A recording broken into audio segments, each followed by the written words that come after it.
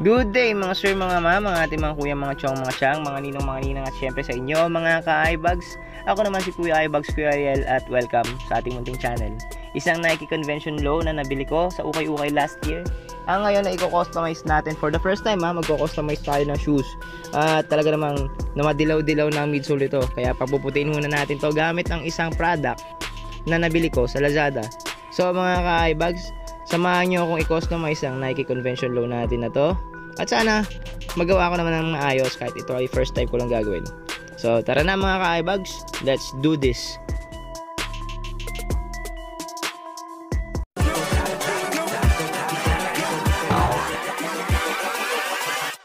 Hold up.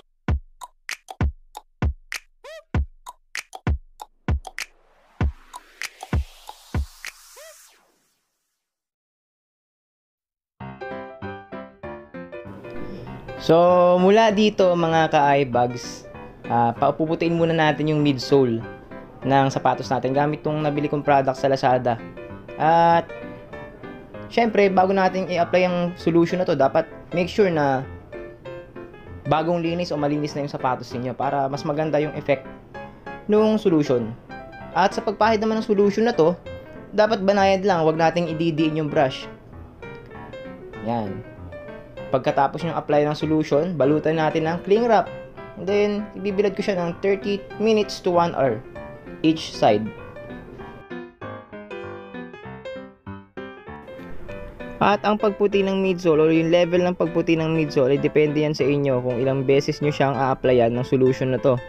Sa akin kasi inabot yata ng 3 hanggang 4 na beses para makuha yung gusto kong level ng pagputi ng midsole.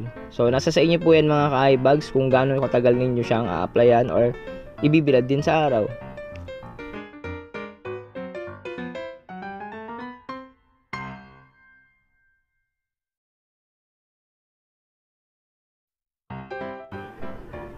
Sa mga oras na to, medyo kontento na ako sa pagputi ng midsole niya mga ka-iBags. So i-ready ko na siya para i-prep gamit ang bulak at ang aceton bago ko sa pinturahan. Kasi pag hindi mo siya na-prep, hindi magandang kapit ng leather paint sa kanya. So, next step. At nangyari ang hindi ko inaasahan. Biglang nalobat mga kuys. Dahil nalobat, fast forward na lang ako dito sa paglalagay ng tape. Ito yung basic lagyan ng tape para hindi tamaan yung mga part ng shoes o parts ng shoes na ayaw mong tamaan ng pintura. Tama, di ba? Basic.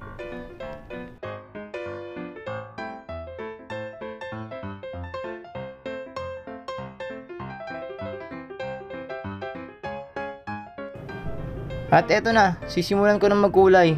Ang iniisip ko dito sana maging maganda yung resulta o outcome ng pagkukulay ko sa sapatos na to. Sana nga, sana nga.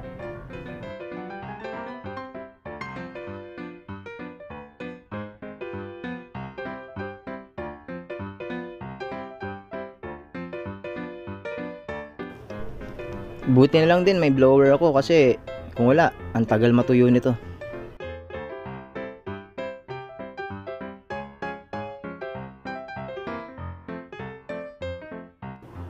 Pag pinapanood ko sa YouTube kung paano sila mag-customize ng sapatos, parang ang dali tingnan.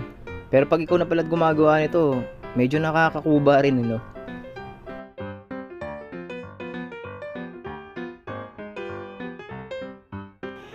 Kung mapapansin nyo mga ka-iBags, no, medyo paiba-iba ako ng pwesto kasi nagagawa ko lang talaga to tuwing bago ako matulog sa gabi.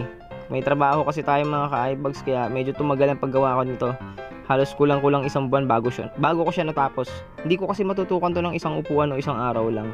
So ayan, medyo hirap ako sa pagde-design at pagkulay. Syempre baguhan lang.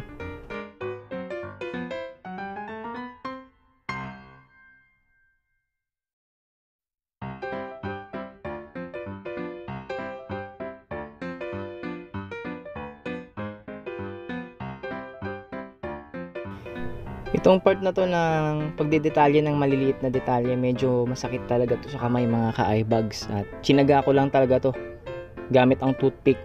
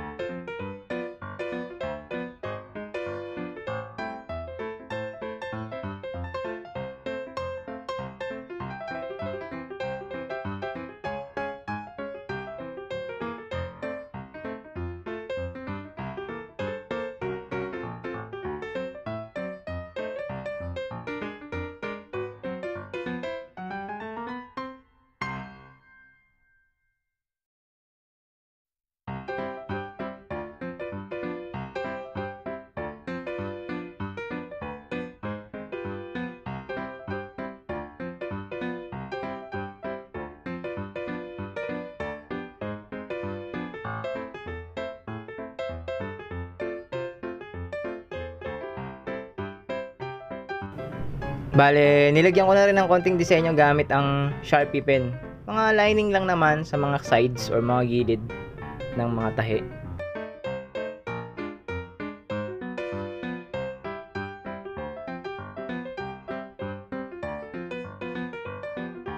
Ayan, natapos ko na siyang pinturahan. Bali sa part na to, applyan ko na siya ng water-based finisher natin.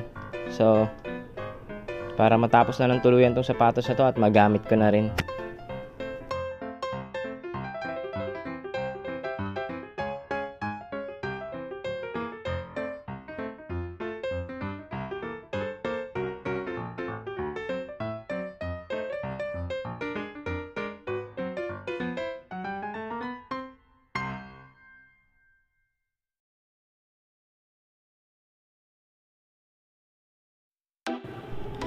At sa wakas, natapos ko rin siya mga ka-eyebags. Ayan, natapos ko rin siyang kulayan.